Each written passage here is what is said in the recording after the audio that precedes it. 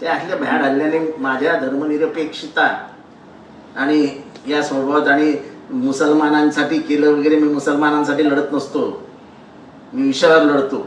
गजापूरमध्ये जेव्हा तुम्ही मस्जिद तोडली तेव्हा तिथे फक्त हिंदू राहत नाही, मुसलमान राहत नाही, तिथे हिंदू राहतात 80%, आणि ते एकोप्याने राहतात.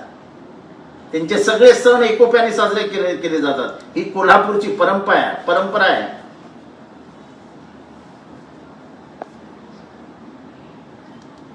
कोल्हापूरमधले मस्जिदीच्या बाहेर, एका मस्जिदीच्या बाहेर, पौराणिक मस्जिदीच्या बाहेर गणपतीचा हे मूर्ती आहे. ही सामाजिक एकता शाहू महाराजांनी जपली होती. ती सामाजिक एकता खरं तर ह्या घराण्याने जपायला पाहिजे होती. या कोणाचा तरी बोलका भावला म्हणून हा बोलला आणि झालं, सगळी परिस्थिती आतंत गेली. त्याच्या बोलण्याचा फायदा संभाजी भिडेंनी घेतला आणि संभाजी भिडेंनी जे करायचं ते काम करून टाकलं. आणि त्यांना वाटत असेल गाडीवर मला दगड मारला म्हणून मी त्यांच्या विरोधात बोलणार नाही, तर आता मी अजून त्वेषाने तीव्रतेने बोलेन.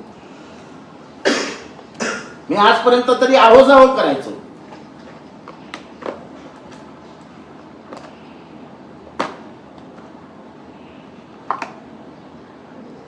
तुम्ही विचाराने चुकलात, तुम्ही शाहू महाराजांचे विचार सोडलेत, आम्ही नाही सोडले. तुम्ही रक्ताचे वारसदार आहात, आम्ही वैचारिक वारसदार आहोत. स्वतःच्या वडिलांनी तुम्हाला बेदखल करून टाकलं, स्वतःच्या वडिलांनी तुमचा निषेध केला. खरं राजकारण त्याच्या मागचं हे आहे की तुमच्या मनामध्ये आग आहे, जळतंय तुम्हाला की तुमचे वडील खासदार झाले, तुम्हाला खासदारकीचं तिकीट हवं होतं.